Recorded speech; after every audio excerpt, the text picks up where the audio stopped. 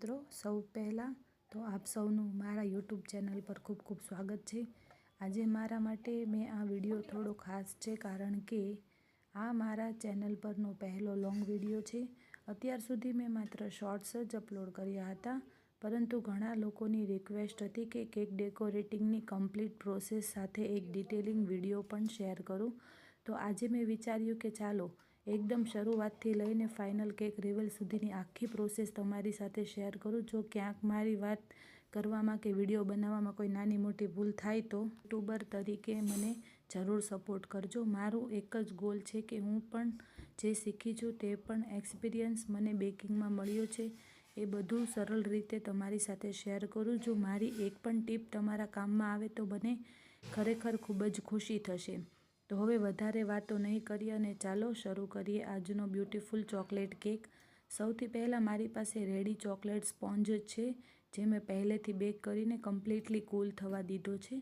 Sponge સંપૂર્ણ ઠંડો હોવો જ ખૂબ જ ઇમ્પોર્ટન્ટ છે, કારણ કે જો સ્પોન્જમાં થોડો પણ હીટ હશે તો વિપિંગ ક્રીમ પ્રોપરલી સેટ નહીં થાય અને ફિનિશિંગ પર પણ અસર પડી શકે છે। હવે સ્પોન્જને મેં 3 ઇક્વલ લેયરમાં કટ કરી લીધી છે। ઘણા લોકો પૂછે છે કે લેયર પરફેક્ટલી ઇક્વલ કેવી રીતે કરવી। સાચું કહું તો શરૂઆતમાં મારી પણ લેયર હંમેશા પરફેક્ટ નહોતી બનતી, પણ જેમ જેમ પ્રેક્ટિસ વધતી ગઈ તેમ તેમ ફિનિશિંગ પણ ઇમ્પ્રૂવ થતી ગઈ। એટલે જો તમે પણ બિગિનર છો તો ફર્સ્ટ કે સેકન્ડ ટાઈમ કેક બનાવી રહ્યા છો તો પરફેક્ટ રિઝલ્ટ ના આવે તો બિલકુલ નર્વસ ન થશો। દરેક કેક આપણને કંઈક નવું શીખવે છે। હવે કેક બોર્ડ પર થોડું વિપિંગ ક્રીમ લગાવી અને પછી એક નાનો સ્ટેપ છે પણ ખૂબ જ ઇમ્પોર્ટન્ટ છે। આના કારણે સ્પોન્જ ડેકોરેટિંગ દરમિયાન મૂવ થતો નથી અને કેક સ્ટેબલ રહે છે। હવે ફર્સ્ટ સ્પોન્જ લેયર પ્લેસ કરી દીધી છે, ત્યારબાદ સુગર સિરપ અપ્લાય કરી રહી છું। સિરપ લગાવવાથી સ્પોન્જ લાંબા સમય સુધી સોફ્ટ અને મોઇસ્ટ રહે છે। ખાસ કરીને ચોકલેટ કેકમાં આ સ્ટેપ મને પર્સનલી બહુ જ યુઝફુલ લાગે છે। પણ એક ટીપ જરૂર યાદ રાખજો, સિરપ એટલો બધો પણ વધારે ન લગાવો કે સ્પોન્જ બહુ વેટ થઈ જાય, કારણ કે પછી કેક ડેકોરેટિંગ કરવામાં મુશ્કેલી પડી શકે છે।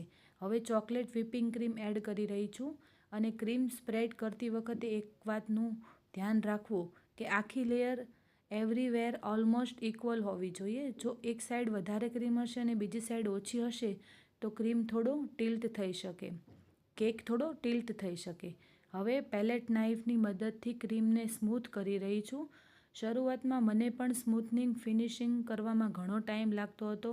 ઘણી વખત ક્રીમ અનઇવન થઈ જતી હતી, પણ પ્રેક્ટિસ પછી ધીમે ધીમે કોન્ફિડન્સ આવતો ગયો। મારા મતે બેકિંગમાં સૌથી મોટું સિક્રેટ કોઈ સ્પેશિયલ ઇન્ગ્રીડિયન્ટ નથી, પણ પેશન્સ છે। જેટલી શાંતિથી કામ કરશો તેટલું સારું રિઝલ્ટ મળશે। હવે સેકન્ડ સ્પોન્જ લેયર પ્લેસ કરી દીધું છે અને તેમાં પણ મેં ફરીથી થોડું સુગર સિરપ અને પછી ચોકલેટ વિપિંગ ક્રીમ એડ કરી છે। એક વાત હું પર્સનલી ફોલો કરું છું કે દરેક લેયર કમ્પ્લીટ થયા પછી એકવાર ચારેય બાજુથી કેકને જોઈ લઉં છું। જો ક્યાંય લેયર થોડું બહાર નીકળતું હોય ને તો ત્યાંથી જ હું તેને સેટ કરી દઉં છું અને ફિક્સ કરું છું, કારણ કે છેલ્લે બધું સુધારવું થોડું મુશ્કેલ બની જાય છે। જો તમે હોમ બેકર છો અને કસ્ટમર માટે કેક બનાવો છો તો આ નાની નાની બાબતો જ તમારા વર્કને પ્રોફેશનલ બનાવે છે। અહીં સુધી આપણે 2 લેયર કમ્પ્લીટ થઈ ગયા છે। હવે નેક્સ્ટ લેયર મૂકતી વખતે મારી સાથે એક રિયલ ઇન્સિડન્સ થયો હતો જે હું તમારી સાથે શેર કરવા માંગુ છું અને જે મારી એક મોટી મિસ્ટેક છે, અને જો તમે આ જોશો તો તમારો ટાઈમ અને તમારી મિસ્ટેક બચી શકશે। અને પછી છેલ્લી 4th લેયરની સ્પોન્જ લેયર પ્લેસ કરી રહી છું। અહીં હું મારી સાથે થયેલી એક રિયલ એક્સપિરિયન્સ તમારી સાથે શેર કરવા માંગુ છું, કારણ કે યુટ્યુબ પર માત્ર પરફેક્ટ રિઝલ્ટ બતાવવો જ જરૂરી નથી, ક્યારેક આપણાથી થયેલી મિસ્ટેક્સ પણ શેર કરવી જોઈએ। એમાંથી જ સૌથી વધારે શીખવા મળે છે। આ કેક બનાવતી વખતે મારી પાસેથી પણ એક નાની મિસ્ટેક થઈ ગઈ। ફર્સ્ટ લેયર કમ્પ્લીટ કરી, પછી સેકન્ડ, પછી થર્ડ અને પછી ફોર્થ બધા પ્લેસ કરી દીધા। બધું બરાબર હતું, પરંતુ મેં એક ઉતાવળ કરી લીધી કે મેં ચોકલેટ ગનાશ થોડુંક વોર્મ હતું ત્યારે જ યુઝ કરી લીધું।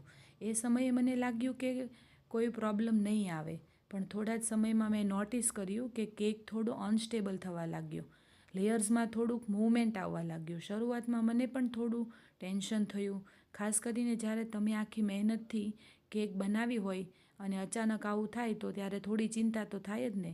પણ એ સમયે ગભરાવાની જગ્યાએ મેં થોડી વાર કેકને ફ્રીઝમાં મૂકી દીધી ચીલ થવા માટે, અને થોડા સમય પછી વ્હિપિંગ ક્રીમ અને ગન્નાશ બંને થોડા સેટ થઈ ગયા. ત્યારબાદ ફરીથી ડેકોરેટિંગ શરૂ કર્યું અને પછી કેક એકદમ સ્ટેબલ અને મસ્ત થઈ ગયો હતો. એટલે જો તમારી સાથે પણ ક્યારેક આવી સિચ્યુએશન થાય તો પેનિક બિલકુલ નથી કરવાનું. સૌથી પહેલાં કેકને થોડો સમય ફ્રીજમાં મૂકો. બીજી વાત, ગનાશ યુઝ કરતાં પહેલાં હંમેશા એની કન્સિસ્ટન્સી ચેક કરજો. ગનાશ ગરમ નહીં પણ રૂમ ટેમ્પરેચર પર હોવો જોઈએ. ફ્લોવી હોય પણ તો બહુ પાતળો ન હોવો જોઈએ, કારણ કે વોર્મ ગનાશ ક્રીમને સોફ્ટ બનાવી દે છે અને લેયર સ્લાઇડ થવાની શક્યતા વધી જાય છે. મને લાગે છે કે બેકિંગમાં મિસ્ટેક થવી એ ખરાબ વાત નથી. ખરાબ વાત એ છે કે એમાંથી આપણે કંઈ શીખ્યું નહીં.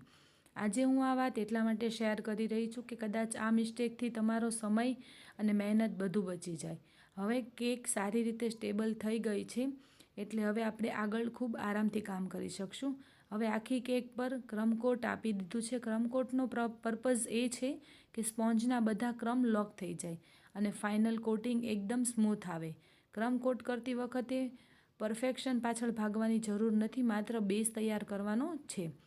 અને એકવાર ક્રમકોટ કમ્પ્લીટ થઈ જાય એટલે કેકને ફરી થોડા સમય માટે ફ્રીઝમાં ચીલ કરશું. ત્યારબાદ ફાઇનલ કોટિંગ કરવી એ ઘણી ઇઝી બની જાય છે અને ફિનિશિંગ પણ વધુ ક્લીન આવે છે. હવે આપણી ક્રમકોટ સારી રીતે સેટ થઈ ગઈ છે અને હવે સૌથી ઇન્ટરેસ્ટિંગ પાર્ટ શરૂ થાય છે, એટલે કે ફાઇનલ કોટિંગ. હવે હું ફ્રેશ ચોકલેટ વ્હિપિંગ ક્રીમથી મેં જ્યારે ક્રમકોટ કર્યું હતું, હવે હું એને પ્લેન વેનીલા વ્હિપિંગ ક્રીમ લઈને આખી કેક પર અપ્લાય કરું છું. અને શરૂઆતમાં હું થોડું વધારે જ લગાવ્યું છે ક્રીમ, કારણ કે પછી સ્કેરપરની મદદથી એક્સ્ટ્રા ક્રીમ ઇઝીલી રિમૂવ કરી શકાય છે. જો શરૂઆતમાં જ ક્રીમ ઓછું લગાવશો તો ઘણી જગ્યાએ સ્પોન્જ દેખાવા લાગશે. અને સ્કેલ્પરની મદદથી ધીમે ધીમે આખી કેક સ્મૂથ કરી રહી છું. એક ટીપ હું અહીં જરૂર કહેવા માગું છું કે જો તમે ફર્સ્ટ એટેમ્પ્ટમાં પરફેક્ટ સ્મૂથ ફિનિશિંગ ન મળે તો વારંવાર ક્રીમ એડ કરીને આખી કેક ડિસ્ટર્બ ન કરશો. જ્યાં જરૂર હોય ત્યાં થોડું ક્રીમ એડ કરો અને ફરીથી સ્કેલ્પર ચલાવો. આ રીતે ફિનિશિંગ ઘણું વધુ ક્લીન આવે છે. સ્મૂથ ફિનિશિંગ માટે સ્કેલ્પરને કેક સાથે લગભગ 19 ડિગ્રી પર રાખવાનો પ્રયત્ન કરો. હાથ સ્ટેન્ડી રાખજો તો રિઝલ્ટ વધુ સારો આવશે. ઘણી વખત બિગનર્સ પૂછે છે કે મારી કેક પર એર બબલ્સ કેમ આવે છે. એનું એક કારણ એ પણ હોઈ શકે કે વ્હિપિંગ ક્રીમ પ્રોપરલી સ્મૂથ ન હોય અથવા તો સ્કેલ્પર ખૂબ ઝડપથી ચલાવતા હોય. ધીમે ધીમે કામ કરશો તો આ પ્રોબ્લેમ ઘણી ઓછી થઈ જાય છે. હવે કેકની ટોપ સરફેસ પર સ્મૂથ કરી રહી છું. ટોપ સ્મૂથ કરતી વખતે ક્રીમને બહારથી અંદર તરફ પુલ કરવાથી એજીસ પર વધુ નીટ આવે છે. હવે કેકનો બેઝ ઓલમોસ્ટ રેડી, અને હોનેસ્ટલી મને આ સ્ટેજ બહુ જ ગમે છે, કારણ કે અહીંથી કેકનો ફાઇનલ લુક ધીમે ધીમે સામે આવવા લાગે છે. અને હવે આ વખતે ચોકલેટ ગનાશ તૈયાર છે. આ વખતે ખાસ ધ્યાન રાખ્યું છે કે ગનાશ રૂમ ટેમ્પરેચર પર હોય, એટલે હવે યુઝ કરવામાં કોઈ સ્ટેબિલિટી ઇશ્યુ નહીં આવે. ચોકલેટ એપ્લાય કરતી વખતે ઉતાવળ કરવી નહીં, થોડું થોડું કરી કરવું જેથી ફિનિશ એવન રહે. અને કેકને છેલ્લી વાર ચારે બાજુથી ચેક કરી રહ્યા કે ક્યાં ક્રીમ વધારે છે, ક્યાંય ગેપ છે, ક્યાં એજ અનઇવન છે, ક્યાં છેલ્લું ચેકિંગ સ્ટેપ ખૂબ ઇમ્પોર્ટન્ટ છે. ઘણી વખત 2 મિનિટનું ચેકિંગ આખી કેકનો લુક બદલી નાખે છે. હવે આવી ગયો છે મારો ફેવરિટ પાર્ટ, ડેકોરેશન. આ કેક માટે મેં રિયલ રોઝ પસંદ કર્યા છે. પર્સનલી મને રિયલ ફ્લાવર સાથેની કેક ડેકોરેશન ખૂબ જ એલિગન્ટ લાગે છે. પણ અહીં એક ખૂબ ઇમ્પોર્ટન્ટ વાત કહીએ, જો તમે રિયલ ફ્લાવર યુઝ કરો છો તો ડિરેક્ટ કેક પર ઇન્સર્ટ ન કરશો. ફ્લાવરના સ્ટેમ્પને પહેલાં સારી રીતે વ્રેપ કરવો અથવા ફ્લાવર પિક્સનો યુઝ કરવો. હું ધીમે ધીમે આ ફૂડ સેફ્ટી માટે ખૂબ જ જરૂરી છે. હું ધીમે ધીમે ફ્લાવર અરેન્જ કરી રહી છું. તે કોઈ ફિક્સ રૂલ નથી કે થોડું દૂર જઈને કેકને જોવું પછી ફ્લાવરની પોઝિશન બદલવી. આ પ્રોસેસથી ઘણી વખત સૌથી સુંદર અરેન્જમેન્ટ મળે છે.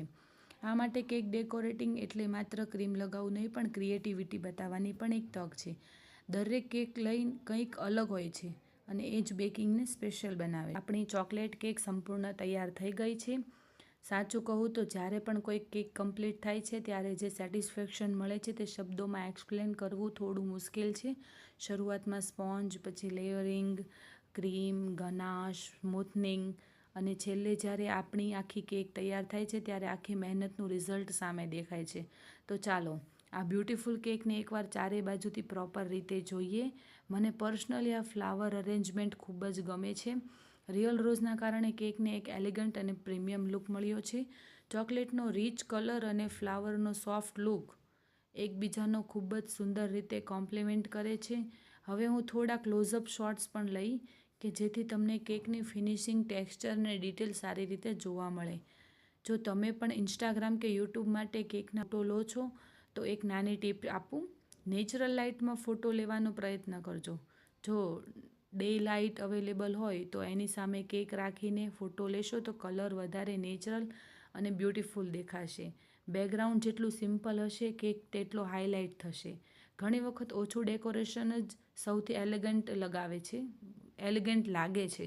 અને એક બીજી ટીપ, ફોટો લેતા પહેલાં કેકને અલગ અલગ એંગલથી જોવાનું. ક્યારેક જે એંગલ આપણને નોર્મલ લાગે છે એ કેમેરામાં બેસ્ટ દેખાતો નથી, એટલે 2-3 એંગલ ટ્રાય કરવાના. આ મારો યુટ્યુબ પરનો પહેલો લોંગ વિડીયો છે, એટલે ખરેખર દિલથી જણાવું છું કે તમને આ પ્રકારના ડિટેલિંગ વિડીયો ગમી કે નહીં. જો તમને મારી આ વાત કરવાની રીત, એડિટિંગ, કેક ડેકોરેટિંગ અથવા આવી ટિપ્સ યુઝફુલ લાગી હોય તો એક લાઇક જરૂર કરજો. તમારો એક લાઇક મારા માટે માત્ર એક બટન નથી પણ આગળ વધુ સારા વિડીયોઝ બનાવવાની મોટિવેશનલ છે.